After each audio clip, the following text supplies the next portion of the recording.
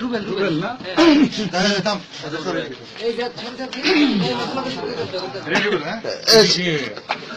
নায়ক রুবেলকে কি বলছে হুমায়ুন ফরিদি?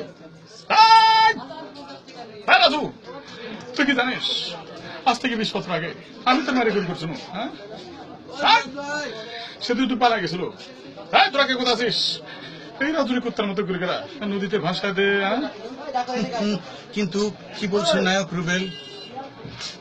আরাম ঘর আজ থেকে 20 বছর আগে ঠিক ফোন করেছিলি আমার মাকে।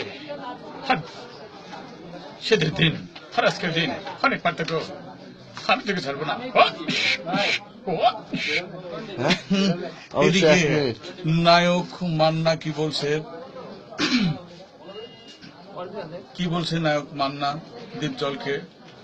এই বিশ্ব, আমি তোর কইছিলাম না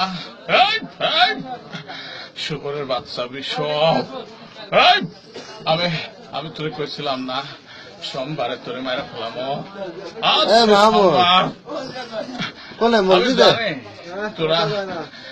তোরা যে পাকশির বাজারে আসার কথা বলেছিলে, আমি ঠিক এসেছি।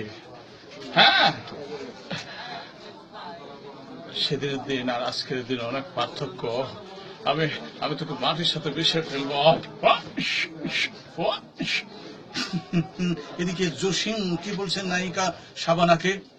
ডাক্তার সাহেবা, আমি পাগল নই, ওরা আমাকে জোর করে পাগল বানাতে যাচ্ছে।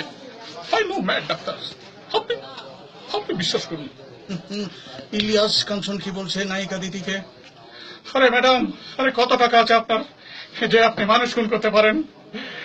আপনি কি জানেন আপনার ছোট্ট একটি ভুলের কারণে আমার বাবার মৃত্যু হয়েছে? পারবেন আমার বাবাকে ফেরত দিতে? পারবেন না ম্যাডাম। ইলিয়াস কাঞ্চন এদিকে কি বলছে হানিফ সংকেত? প্রিয় দর্শক, ঈশ্বরচন্দ্র বিদ্যাসাগর মেদিনীপুর জেলায় বীরসিংহ গ্রামে 1820 খ্রিস্টাব্দে জন্মগ্রহণ করেন। পরিচয়: আধুনিক বাংলা গদ্যের ইতিহাসে ঈশ্বরচন্দ্র বিদ্যাসাগর এক অন্যান্য সাধারণ ব্যক্তিত্ব। আপনাদেরকে বলতে হবে এখানে ঈশ্বরচন্দ্র বিদ্যাসাগরের বাবার নাম কি ছিল? পিছন থেকে অনেকে হাত তুলেছেন, বলুন আপনি। উত্তর সঠিক হয়নি। নেক্সট, আপনি উত্তর সঠিক হয়েছে। আপনার নাম?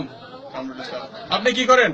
ট্যাক্সি বাজারের দোকানদারি করি। আপনাকে অনেক ধন্যবাদ। চলে আসুন মঞ্চে। প্রিয় দর্শক, দিয়ে ধন বুঝে মন কেড়ে নিতে কতক্ষণ। আজকে কথা বলবো এই কেড়ে নেওয়া এবং না দেওয়ার পার্থক্য। প্রিয় দর্শক, আপনাদের সাথে ছিলাম আমি তাওহিদ হাসান লিটন। বিদায় নিচ্ছি। আল্লাহ হাফেজ।